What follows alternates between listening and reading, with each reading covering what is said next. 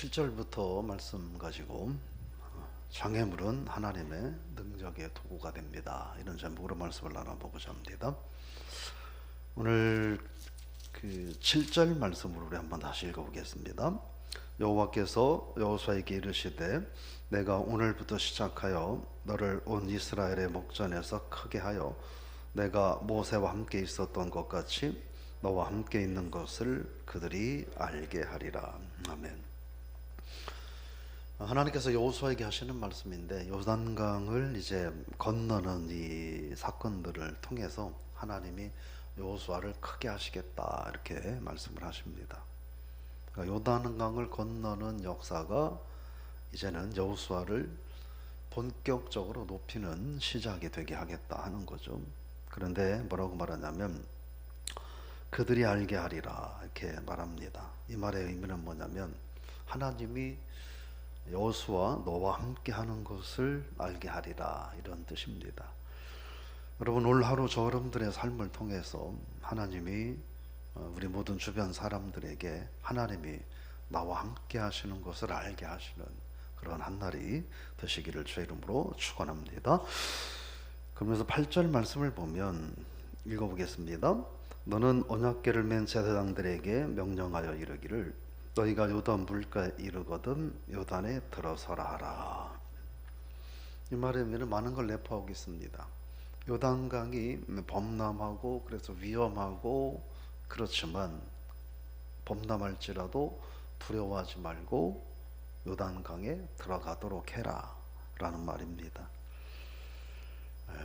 이 말씀을 우리가 좀 기억을 해볼 필요가 있고요. 그래서 이제 9절에서 하나님이 뭐라고 말하냐면 여호수아가 이스라엘 자손들에게 말하되 하나님 여호와의 말씀을 들으라. 여호수아가 이제 백성들을 부릅니다. 왜 부르냐면 10절 이하의 말을 하기 위해서 부릅니다. 10절 말씀 읽어보겠습니다. 또 말하되 살아계신 하나님이 너희 가운데 계시사 가나안 족속과 헷 족속과 히위 족속과 브리스 족속과 기르가스 족속과 아므리 족속과 여부스 족속을 너희 앞에서 반드시 쫓아내실 줄을 이것으로써 너희가 알리라. 이 말을 하기 위해서 9절에서 백성들을 불러 모았다는 겁니다. 근데 10절에 보면 살아계신 하나님이라고 말을 하고 있습니다. 이 말은 여호수아의 신앙 고백입니다. 여호수아의 신앙 고백입니다. 근데 하나님이 어떤 분이냐? 살아계신 하나님이다. 여러분, 저 여러분들의 신앙 고백이 뭔가요? 우리의 신앙 고백이 하나님은 살아계신 하나님이시다 라는 이 고백이 우리들의 입술의 고백이 아닌 생각의 고백, 그리고 말의 고백, 마음의 고백, 생활의 고백이 될 수 있기를 주의 이름으로 축복합니다. 살아계신 하나님이라고 하는 이 고백이 그냥 상투적인 말이 아니라 우리의 진짜 고백이 될 수 있다고 한다면 정말 많은 것들이 달라지지 않을까요? 많은 것들이 달라질 거라고 생각을 합니다. 그래서 오늘 살아계신 하나님이라고 하는 이 짧은 한마디가 남들이 하는 이야기가 아니고 누가 그렇다고 하니까 그렇다고 주워들은 이야기가 아니라 정말 나의 고백이 될 수 있기를 주의 이름으로 축복합니다. 그런데 그 하나님이 어떻게 하느냐 하는 거예요. 그 하나님이 어떻게 하느냐 하는 거죠. 오늘 말씀을 보면 그 하나님이 너희 가운데 계시다라고 하는 거예요. 그러니까 하나님이 살아계시다 해도 나를 관심 갖지 않고 나를 사랑하지 않으면 의미 없는 거죠. 예를 들어서 뭐 대통령이 아무리 영향이 있고 능력이 있다 하더라도 그 대통령이 나와 아무 관계없는 사람이라면 그냥 대통령인 거죠. 그런데 예를 들어 대통령은 아니고 하다못해 동사무소 동장인데 그 동장이 나와 친밀한 사람이다. 그러면 좀 얘기는 좀 달라질 수 있는 거죠. 그 얘기를 하는 겁니다. 하나님은 살아계신 하나님인데 그 하나님이 나와 함께 하신다 하는 것이죠. 오늘 저 여러분들이 이 고백을 하며 하루를 살 수 있기를 주의 이름으로 축복합니다. 사실은 신앙생활은 이것 하나면 끝나지 않을까요? 살아계신 하나님이 나와 함께 하십니다. 근데 이 고백이 안 되니까 별의별 많은 이야기들을 다 하고 말들을 다 하고 행동들을 다 하고 우리가 살 수 있는 것이 아닌가. 어떤 상황에도 하나님은 살아계시고 그 하나님은 나와 함께 합니다. 이 고백이 저 여러분의 고백이 될 수 있기를 다시 한번 축복합니다.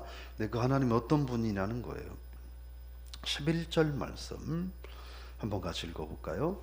보라, 온 땅의 주의 언약궤가 너희 앞에서 요단을 건너가나니. 범람하는 요단을 건너간다는 거예요. 이 말은 무슨 말이냐면 살아계신 하나님은 그냥 이름만 살아있는 하나님이 아니라 자연을 섭리하시고 주장하시는 하나님이다 하는 이야기죠. 그래서 12절에서 이렇게 말합니다. 읽어보겠습니다. 이제 이스라엘 지파 중에서 각 지파에 한 사람씩 12명을 택하라. 12명의 사람들은 잘 생각을 하셔야 돼요. 12명의 사람들이 이 하나님의 언약궤를 맨 게 아니에요. 누가 매 언약궤는 레위 지파의 제사장들이 언약궤를 매는 거라고요. 그러면 12명의 그 대표자들은 왜 선택했을까 하는 거죠. 사실은 그들이 무슨 일을 해야 하는지 주어지지가 않아요. 그런데 12명은 택하라고 얘기를 해요. 학자들의 견해를 보면 제사장들이 언약궤를 짊어지고 범람하는 요단강에 들어설 때 그때 필요한 일들을 이 12명의 대표들이 곁에서 도와주고, 그리고 제사장들이 언약궤를 메고 요단강 물에 들어서니 강물이 멈춰서는 그 사건을 이 12명의 대표자들이 눈으로 목격하고 각 지파에게 지금 제사장들이 발을 딛고 요단강에 들어서니까 요단강 물이 멈춰섰다, 내 눈으로 봤다 라고 증언하도록 그런 역할을 하도록 세운 사람들이 아닌가 이렇게 생각을 하는 거죠. 여러분, 하나님의 일꾼들은 하나님의 능력과 하나님의 역사를, 하나님이 기뻐하시는 일을 하라고 또 그 말을 하라고 세운 거죠. 교회의 목사, 장로, 권사, 집사 이런 직분자들은 그 일을 하라고 하나님의 교회에 세운 거죠. 뭐 제사장들이 그럴 수 있죠. 요단강 내려가다가 언약궤를 메고 내려다가 삐끄덕해가지고 뭐 미끄러질 수도 있죠. 그럼 누가 발 삐끗해가지고 저 사람 때문에 미끄러졌어 이런 얘기 하라는 게 아니라 제사장들이 언약궤를 짊어지고 요단강에 들어서니 요단강 물이 멈춰섰다, 내가 그걸 봤다, 그 얘기를 하라는 거예요. 저 여러분들이 이런 12명의 사명자 같은 그런 사명을 잘 감당하며 신앙생활을 할 수 있기를 주의 이름으로 축복합니다. 13절을 보니까 이렇게 말합니다. 읽어보겠습니다. 온 땅의 주 여호와의 궤를 맨 제사장들의 발바닥이 요단물을 밟고 멈추면 요단물 곧 위에서부터 흘러내리던 물이 끊어지고 한 곳에 쌓여 서리라. 지금 이건 뭡니까? 홍해 바다가 멈춰섰던, 갈라졌던 것을 지금 하나님이 재현하고 있는 모습을 우리가 볼 수 있습니다. 우리가 여기서 기억해야 될 건 범람하는 요단강물은, 이때 당시 이 요단강은요, 요단강이 범람할 때는 아무도 요단강물에 들어갈 수 없었다는 거죠. 그러니까 요단강이 범람한다고 하는 건 사람들에게는 어마어마한 문제인 거예요. 사람의 힘으로는 한 번도 어떻게 해결해 볼 수 없는 문제인 거죠. 그런데 범람하는 요단강이 사람들에게는 어찌할 수 없는 엄청난 문제거리였지만, 근데 이것이 하나님께는 하나님의 살아계심을, 하나님이 자연 만물을, 천하 만물을 만드셨고 지배하시는 하나님이라는 것을, 그리고 하나님의 능력의 도구가 된다는 것을 우리가 알아야 합니다. 오늘 여러분들의 삶 속에서도 이런저런 문제거리들이 있잖아요. 살아있는 사람인데 삶에 문제가 없다는 건 그건 거짓말인 거예요. 누구에게나 다 문제가 있을 수 있어요.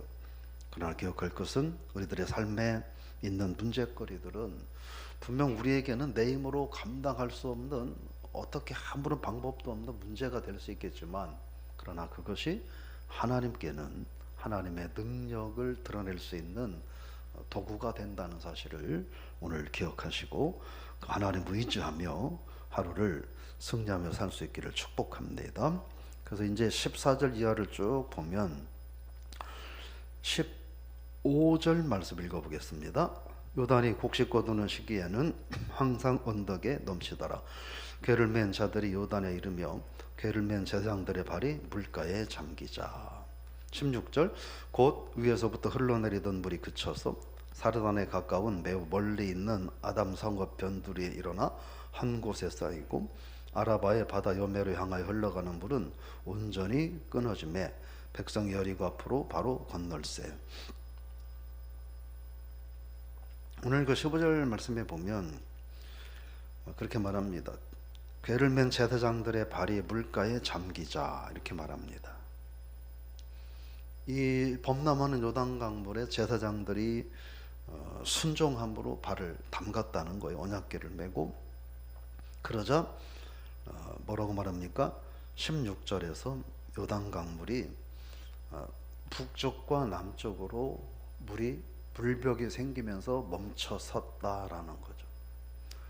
하나님의 능력과 기적이 나타났다라고 하는 건데 그 시점을 잘 봐야 돼요. 제사장들의 발이 물가에 잠기자라는 거예요. 하나님의 능력과 역사는 맹목적으로 일어난 적이 한 번도 없다. 반드시 하나님의 능력과 역사는 누군가의 헌신과 순종을 통해서 하나님의 능력과 역사는 일어났다. 그러니까 여러분이 하나님의 능력과 은혜와 역사를 경험하길 원하면 순종을 해야 하는 거죠. 불순종하고 불순종하면서 하나님의 능력과 역사를 볼 수는 없는 거죠. 교회적으로도 교회가 하나님의 은혜와 능력과 역사를 경험하려면 교회가 하나님의 말씀에 순종하는 삶을 살아야 하고, 가정에 하나님의 능력과 역사를 경험하기 위해서는 가정의 하나님 앞에 순종하고 결단하는 삶을 살아야 하고, 개인이 하나님의 능력과 역사를 경험하고 싶으면 그 개인이 하나님 앞에 순종하는 삶을 살아야 합니다. 그게 하나님의 역사의 공식이에요. 누군가 헌신하고 희생하고 순종하는 사람들을 통하여 그것을 매개체로 하나님의 능력과 기적은 일어났다 하는 것이죠. 16절에서는 뭐라고 말하냐면 물이 온전히 끊어졌다 이렇게 얘기합니다. 이 얘기는 무슨 얘기냐면 완전하게 끊어졌다라는 얘기예요. 그래서 그거를 17절에서 이렇게 말합니다. 읽어보겠습니다. 여호와의 언약궤를 맨 제사장들은 요단 가운데 마른 땅에 굳게 섰고 그 모든 백성이 요단을 건너기를 마칠 때까지 모든 이스라엘은 그 마른 땅으로 건너갔더라. 여기서 지금 마른 땅이라고 하는 말을 두 번에 걸쳐서 표현합니다. 요단 가운데 마른 땅에 섰고 또 마른 땅으로 건너갔다라고 하는 얘기입니다. 그래서 16절에서 물이 온전히 끊어졌다라고 얘기해요. 물이 온전히 완전하게 끊어졌다라는 말이 무슨 말이냐면 그 땅이 마른 땅이 되었다는 거예요. 그것을 17절에서 설명을 해주고 있습니다. 근데 가만히 보면 하나님께서 요단을 멈추고 요단 강물을 가로막으시고 그 젖었던 땅을 마른 땅이 되게 하셨는데 어디로 향하여 그들이 건너가게 했느냐 하는 거예요. 어디를 향해 건너가게 하셨어요? 가나안 땅을 향하여 건너가게 하셨습니다. 하나님께서 광야에서 행하신 수많은 기적들 그리고 애굽에서 행하셨던 수많은 능력과 기적들, 그리고 여기 오기까지 신명기에서 우리가 살펴봤던 하나님의 수많은 능력과 기적들, 많은 능력과 기적들이 있었죠. 근데 그 기적들이 무엇을 위해서 있었느냐는 거예요. 1차적으로는 하나님의 백성들이 하나님의 백성답게 살 수 있도록 말씀에 순종하는 삶을 위해서였고, 또 하나는 하나님이 약속하신 축복의 땅 가나안으로 그들을 들여보내기 위한 도구들이었다 하는 것이죠. 오늘 가로막혀 있는 요단 강물도 하나님이 멈추는 기적을 행하시고 마른 땅으로 건너게 하신 것은 그 길을 통해서 하나님이 약속하신 축복의 땅으로 백성들을 인도하기 위함이었다 하는 것입니다. 그래서 오늘 말씀을 정리를 좀 해보면 하나님은 하나님의 일꾼들을 높여주신다 하는 거예요. 두 번째로 우리의 장애물은 하나님의 능력이 일어나는 도구가 된다.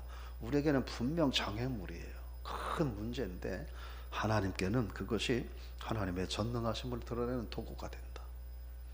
오늘 어떤 삶의 문제를 갖고 있다 하더라도 그 문제가 우리가 문제 때문에 힘들고 어렵지만 하나님 앞에 하나님 이 문제가 하나님의 능력의 도구가 되게 해 주옵소서 기도하시기 바랍니다. 그런데 하나님의 그런 역사는 언제 일어나느냐? 순종하는 자들을 통하여 일어난다 하는 것이고, 그리고 그런 하나님의 모든 역사는 우리를 축복하기 위함이다 하는 것입니다. 오늘 하루 이 하나님의 은혜를 기억하고 여러분 내 삶의 문제들은 하나님의 능력의 길이 된다 하는 사실을 기억하고 어려움이 있지만 하나님의 은혜를 경험하는 한 날이 되시기를 주의 이름으로 부탁을 드리며 축복합니다. 기도하겠습니다. 하나님 은혜를 감사합니다. 우리가 세상을 살다 보면 생각하지 못했던 이런저런 문제들이 생깁니다. 그 중에는 조금 노력하면 해결될 문제들도 있지만 때로는 내 힘과 방법으로는 도저히 감당할 수 없는 고난과 어려운 일들도 있습니다.